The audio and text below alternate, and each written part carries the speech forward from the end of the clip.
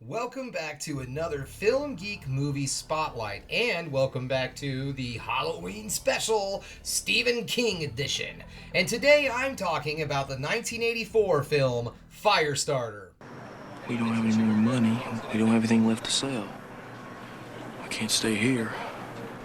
It's not right. It's not right to steal.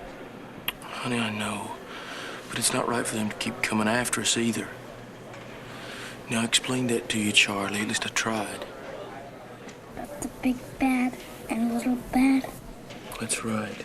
Firestarter is directed by Mark L. Lester, and it's starring Drew Barrymore, David Keith, Heather Locklear, Martin Sheen, and George C. Scott. A man and his daughter, who both have psychic abilities, are being pursued by a secret government organization known as the Shop. Universal originally asked John Carpenter to direct Firestarter while he was filming The Thing. However, when The Thing underperformed at the box office, Universal changed their mind and hired Mark L. Lester. When Lester took on the project, he hired Stanley Mann to rewrite the script that Carpenter had. Lester wanted the script to stay closer to King's novel. Firestarter was released May 11th, 1984, and it grossed about $17 million on an estimated $15 million budget. So the movie pretty well bombed at the box office. And it also didn't fare too awful great with critics. It's currently sitting on Rotten Tomatoes at a 38%, however an audience score of 53%. Now this film is not without its flaws. For its long run time, it really has little to no character development. It has a little bit, but the characters still come off as kind of bland. Drew Barrymore herself seems more like a plot point than a real fleshed out human being.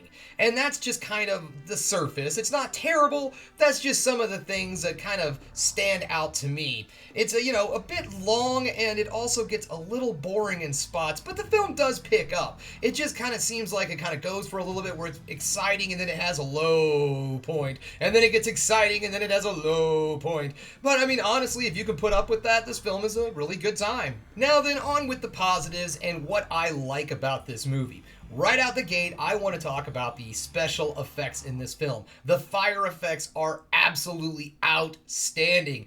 And for its time period, no use of CGI, everything was done completely practical. So I know there was probably a good deal of stunt folk that got burned to hell making this movie. And it really adds a very, very timeless feel to this film, so it makes it good no matter what time period you watch it in. I also believe that there is a lot here for people that enjoy the show Stranger Things.